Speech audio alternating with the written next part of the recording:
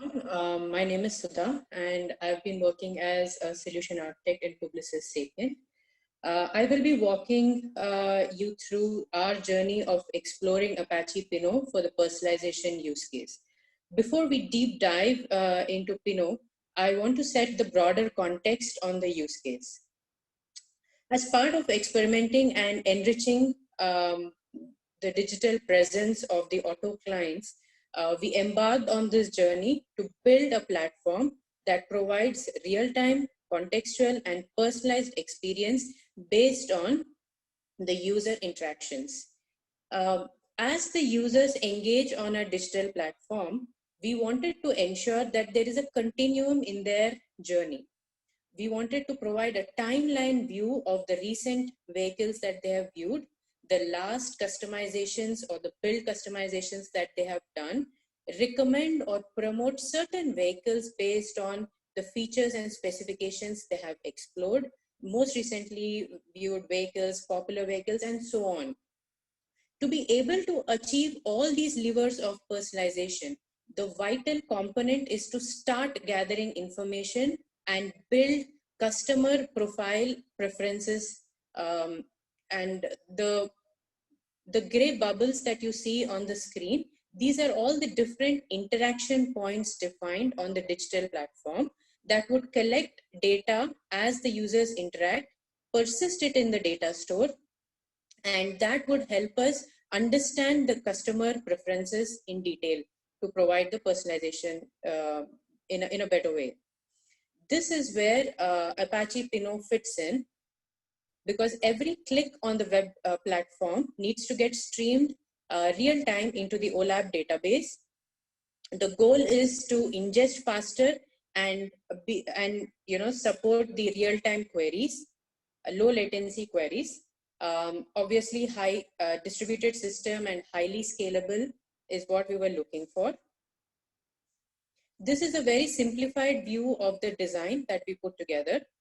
I want to talk about two flows over here. First thing is the ingestion flow, wherein the data from different interaction points flows inwards from the user devices through the application gateway to the microservice, which is user activity microservice, and then gets to the Apache Kafka, which is our streaming engine. And from there, Apache Pinot pulls the information from Kafka, because Pinot natively supports integration with Kafka. The other flow, which is the retrieval or the querying, starts when the web platform requests for certain user data. That flows via the user analytics microservice, which fires different queries, the relevant queries, extracts information from Pinot, and then passes to the web platform, which thereby provides the relevant experience to the users. These are the numbers that we are chasing. The 5000 RPS is the write and read transactions per second, which is 5 times or more than the expected traffic. The data retention, as per business rules, we wanted to keep it to 3 months, which is amounting to about 300 million records in terms of data volume. Since this is a pilot project that we were experimenting with, we had certain constraints on the resources, and it was about 40 cores and 160 GB RAM. And with all this, we wanted to chase the 95th percentile to be between 5 and 10 milliseconds with a resource utilization of less than 70%. Now, this brings us to an interesting section of the talk where I'm going to talk about the lessons learned, the issues that we faced, and how we went about tuning Pinot. One of the key learnings that I had while exploring Pinot is there is a mathematical correlation or formula that one can easily derive as they are dwelling deep into the core concepts. We have done multiple benchmarking tests, and this is one of the initial runs that we have executed to understand the behavior of the segment size and how the response of Pinot is. So so this was done on this parallel ingestion and querying at 5,000 requests per second, and the upper limit of data volume was about 15 million for this experiment. So the key observation here is, as the segment size increases, the response time on the Pinot is drastically reducing. So this implies that as the size increases, the number of segments created for a given volume will be less, which means that there'll be lesser number of segments to be processed by the server. So that is one of the key takeaways, that the study of segment size versus the response time. But as with any system, there are always trade-offs that we need to balance. So let's look at this analogy over here. So we have a beaker which has a fixed capacity. The liquid represents the data, the liquid in the beaker represents the data, and we have the data flow, the source of the data. So as the data flows in, the beaker gets filled up.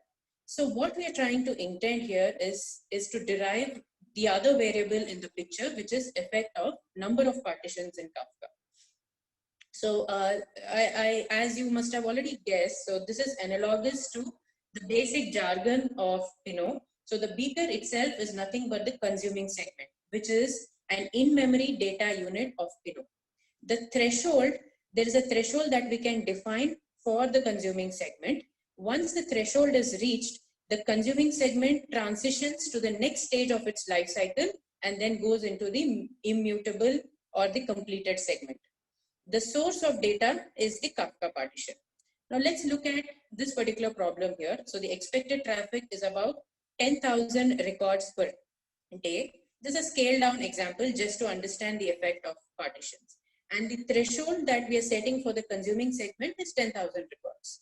So in that, the Kafka partitions are, they are means of achieving parallelism.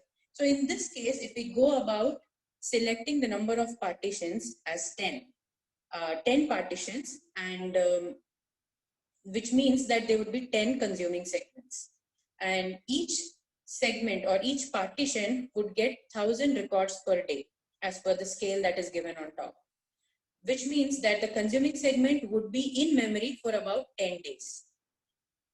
So there are 3 points that I want to highlight here. The first thing is the underlying Kafka topic retention has to be adjusted, in this case more than 10 days, just to ensure that there is no data loss in any unprecedented situation. The second point is committing too many segments leads to, committing too frequently leads to multiple segments, which again brings down the response time. Again, on the other hand, committing too many segments also results in out of memory exception.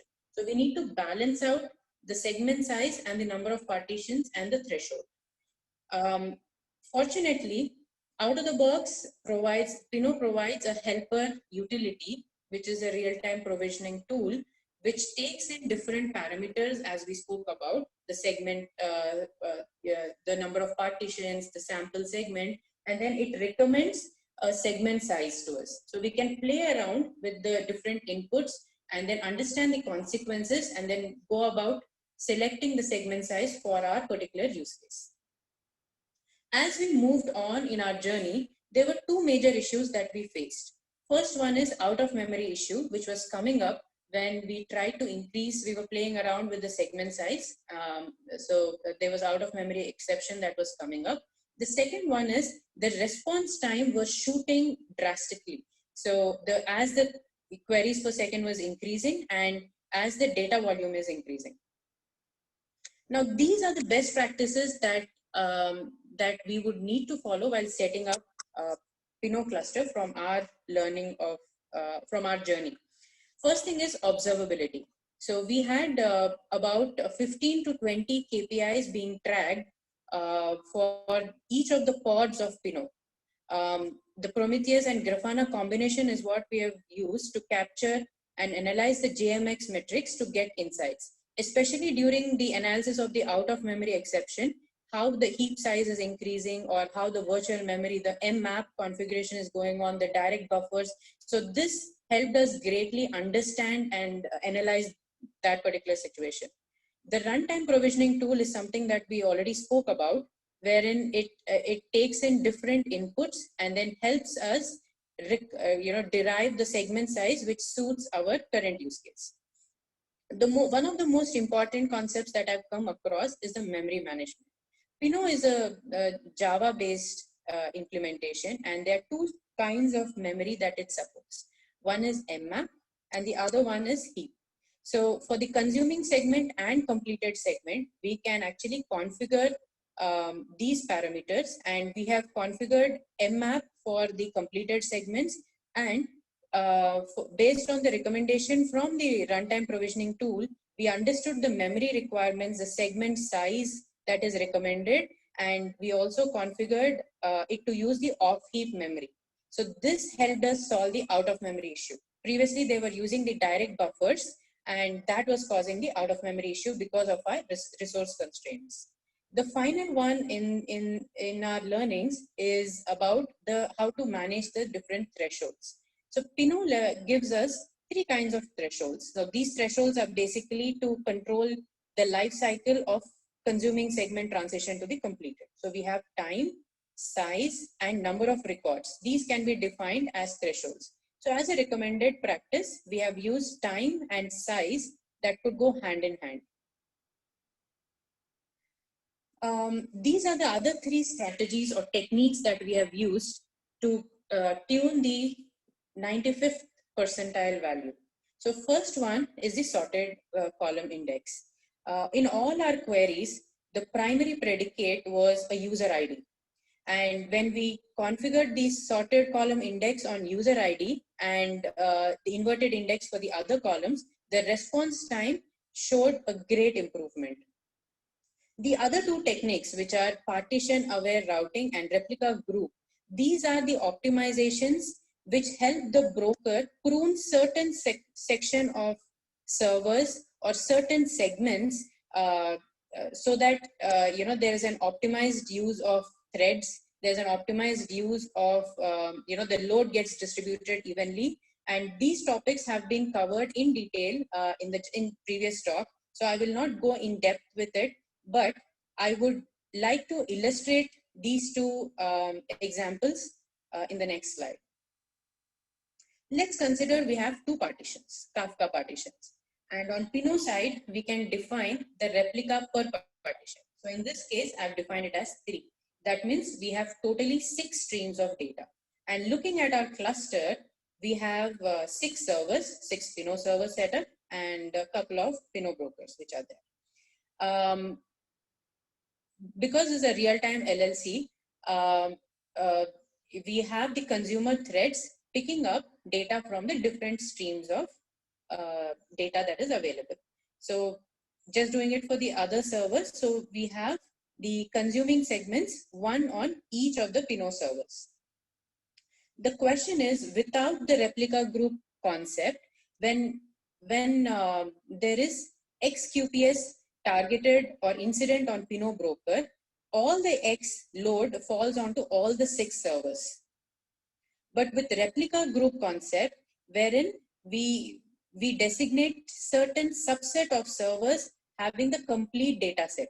Now in this case, Pinot server 0 and 1 form one replica group, wherein they have the complete data set for a given topic. Similarly, 3 and 4, they have the complete data of partition 1 and partition 2. So they form another replica group. So this way we have 3 replica groups in this example. And when there is an XQPS which is incident on Pinot broker, now the load is distributed across all the servers by 1/6. Now that tells that the improvement that comes about on the response time, because the load now has shifted previously from X, where there was no replica group, to now to 1/6. So broker is now able to prune the servers and then find a subset of servers which could answer the queries. But still, there is this is just solving one part of the problem. Now take the example of one server. It is still going through all the segments present on that server to respond back to the query. Now, how do we enable the broker to prune only certain section of segments to answer the queries? Now, that is where the partition-aware routing comes into picture. Now, partition-aware routing, the key concept there is while the ingestion goes into the Kafka partition, we could use our primary predicate. In our use case, it was user ID. We could designate, or we could give a function such that certain user IDs will always go to only certain partitions. In that way, the segments also have that metadata of the range of user IDs that they can serve.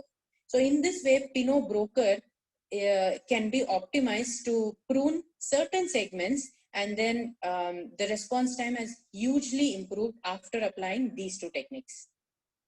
And one more key call out is for the replica group to work efficiently, the number of servers has to be multiple of the replicas that are available. Now, this ensures that there is a uniform distribution of all the segments that are there. The load is uniformly distributed and the data is also uniformly distributed. Now, finally, after applying all of this, now this is how we've set up the cluster. We have 3 servers, 2 brokers, and 3 controllers. And we went ahead with 3 partitions, 3 replicas, and the segment size was 100 MB, which is about 10 million records.